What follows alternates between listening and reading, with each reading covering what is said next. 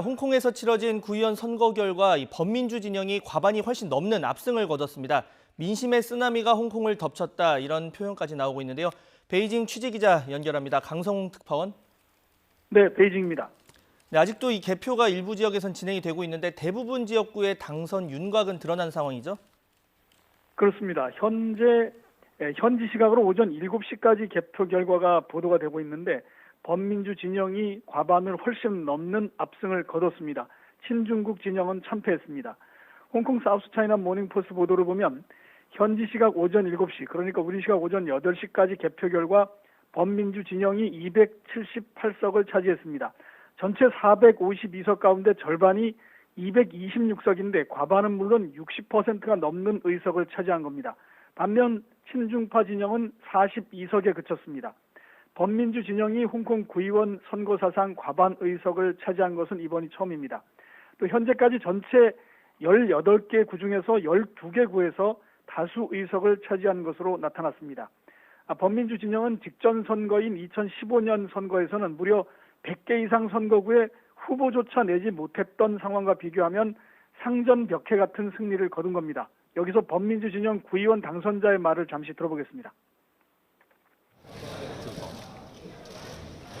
Yeah, I think the Hong Kong people have clearly spoken in a way that this is not only a referendum, but it sends a very strong signal to the government, the authorities in Hong Kong and Beijing, that the Hong Kong people, in particular, the middle class area like the South Horizons, which actually is a backbone of Hong Kong society.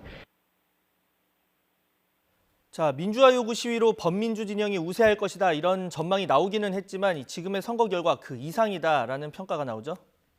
그렇습니다. 범민주 진영의 승리를 예상은 했지만 의석의 과반 정도만 차지해도 성공이 아닌가 이렇게 전망이 나왔었습니다. 사우스차이나 모닝포스트는 이반된 민심의 쓰나미가 홍콩을 쓸고 지나갔다 이렇게 표현을 할 정도입니다. 조금 전에 들어본 이 구의원 당선자의 말처럼 이번 선거는 일종의 국민투표와 같이 홍콩 시민들의 정부에 대한 심판으로 받아들여지고 있습니다. 등록 유권자가 413만 명으로 가장 많았고 또 이 가운데 294만 명, 비율로는 71.2%라는 홍콩 구의원 투표 사상 최고의 투표율을 기록했습니다.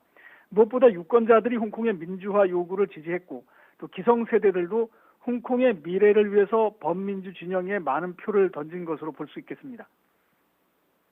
네, 비록 이 구의원 선거이긴 하지만 이번 선거 결과가 또 다시 홍콩의 민주화 시위 불씨를 살릴 수 있을까요? 현지에서는 어떻게 보고 있습니까?